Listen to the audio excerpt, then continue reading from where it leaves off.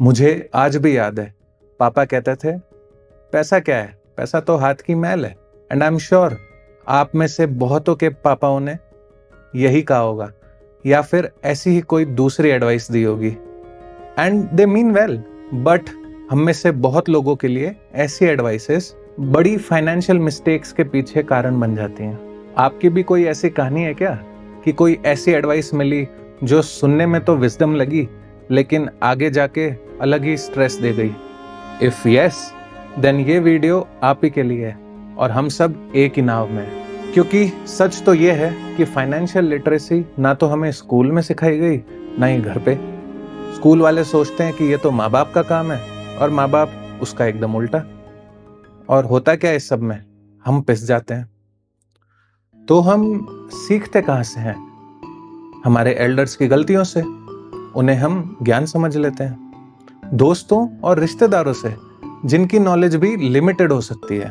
हमारे पेरेंट्स की नीयत बिल्कुल साफ होती है, वो हमारा बुरा थोड़ी चाहेंगे, पर वो हमें वही सिखाते हैं जो उन्होंने सीखा है। उनके भी नॉलेज के सोर्सेज गलत या मिसगाइडेड हो सकते हैं और इस साइकिल के साथ पैदा होते हैं कुछ और मिथ्स। सुनिए और बताना कि इनमें से आपने कौन कौन से सुने हैं।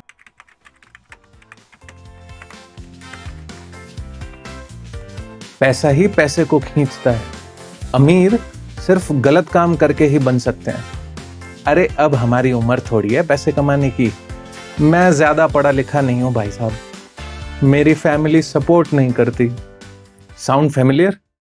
और जब हम इन सभी बातों को सच मान लेते हैं, हम कॉस्टली मिस्टेक्स करते हैं।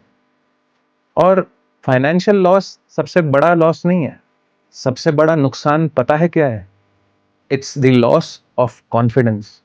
हमारा सेल्फ ट्रस्ट इतना हिल जाता है कि हम फाइनेंशियल डिसीजंस लेना ही बंद कर देते हैं। We start avoiding the topic और हम किसी और पे डिपेंड होने लग जाते हैं कि वो हमारे लिए इन्वेस्ट करे, वो हमारे लिए डिसीजंस ले। And that is the real trap. The biggest loss is not investing in the wrong stock, it's giving away your power. हम ये समझते हैं कि इन्वेस्ट करना और सेविंग करना जरूरी है, but there is a big difference between understanding and implementation. हम ये बोल के रह जाते हैं कि पुरानी आदतें मुश्किल से जाती है या फिर मेरी सैलरी ही इतनी नहीं है कि इन्वेस्ट करूं। ये सब बहाने हैं। These are excuses that keep us trapped.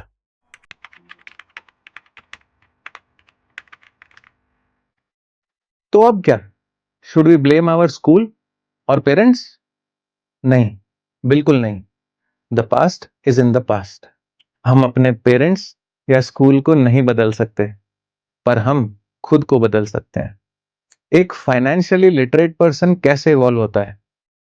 अच्छी बुक्स पढ़ के, वर्कशॉप्स अटेंड करके, अच्छे यूट्यूब वीडियोस देख के और अपनी गलतियों से सीख के।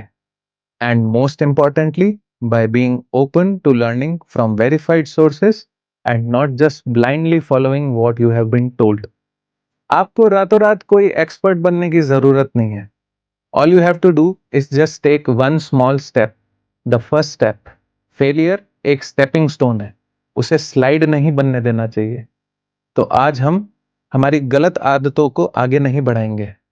All we need to do is getting rid of our bad habits. पहला स्टेप अवेयरनेस है, सिर्फ अवेयरनेस। तो आप एक सिंपल सी चीज करो, अगले 7 दिनों तक अपने मनी बिलीफ को ऑब्जर्व करो और उसे नोट कर लो। जैसे कि मेरे से पैसे सेव नहीं होते, तो आप सोचो कि ये बिलीफ कहाँ से आया और आप इसे क्यों मानते हो। जो भी आपके दिमाग में आए, just write it down in your diary and that's it. अपना इंट्रोस्पेक्शन करो और कमेंट सेक्शन में अपनी स्टोरी बताओ।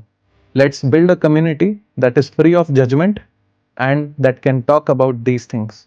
याद रखिए, ये एक जर्नी है मनी थेरेपी की और हर जर्नी पहले स्टेप से शुरू होती है। यहाँ आने के लिए धन्यवाद। अपना ख्याल रखिएगा। मिलते हैं अगले वाले में।